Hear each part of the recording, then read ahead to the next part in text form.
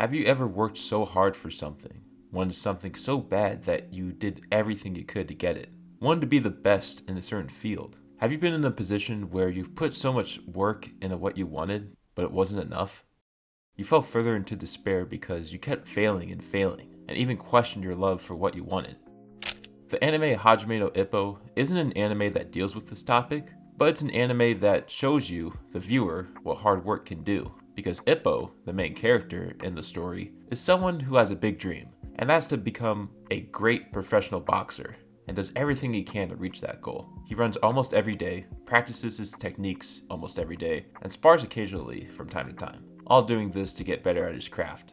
While this anime shows what hard work can get you, I believe that there are aspects of Ippo's journey that are not accounted for, and it's instead a combination of hard work, smart decision making, and good mentorship that helps Ippo reach his goals.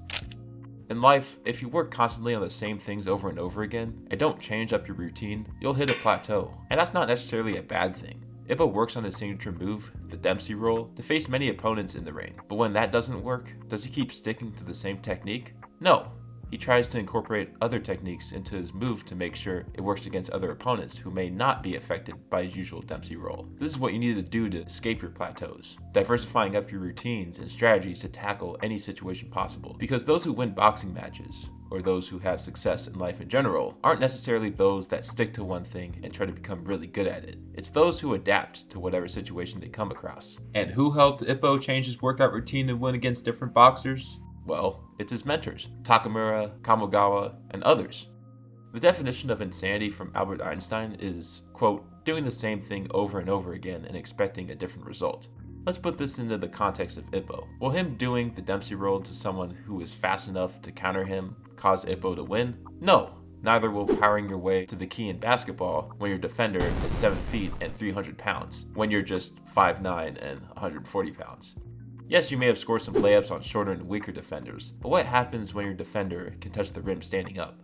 It sounds simple enough as a concept, but I see too many videos online these days about how just working hard will allow you to become a super rich millionaire, driving a sports car, owning a mansion, and all that. It might have worked for the people spouting that advice, but ultimately, routines aren't a one-size-fits-all approach. Some people find value in doing deep work in a shorter amount of time, and if they put in more hours, their work hinders them instead of helps them. Do you think Ippo's training regimen would work on someone that's half his weight and doesn't work on fishing boats every week? No, because they're a completely different person physically. What I'm trying to say is that when you put in work towards something, you need to create a work routine that suits you. You can't just do what everyone else does and expect to get the same results as them, when you know deep down that their techniques won't get you anywhere.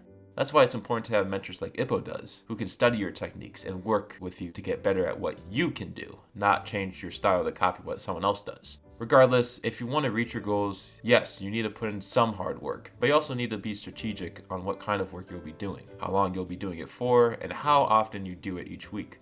That's what I learned from Ippo, because he doesn't have the same workout routine as the rest of Kamogawa's students. He does things in a way that suits his own needs, and uses the advice of his mentors to make his own personal boxing techniques better. Ashita no Joe is similar to Hajime no Ippo because Joe, the main character in that anime, also works hard to become a professional boxer. But the difference with Joe's character is that he is more stubborn with what he does, wanting to stay in a weight class that's out of his weight range, and only wants to fight certain opponents. This may have worked for him, but it also led him to what was shown in the ending of that anime, which you can watch on your own. I won't spoil it here.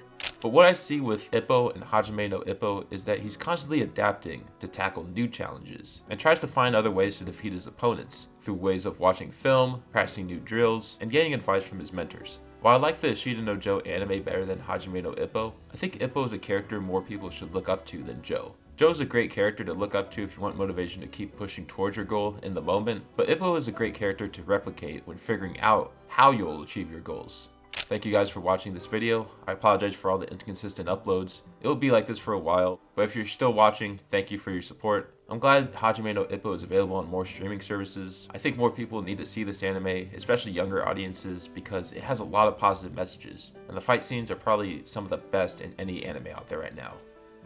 But that'll be it for this video. If you liked it, consider giving this video a like. And if you want to see more content like this, please consider subscribing to my channel if you haven't already. And until then, I'll see you all in the next one.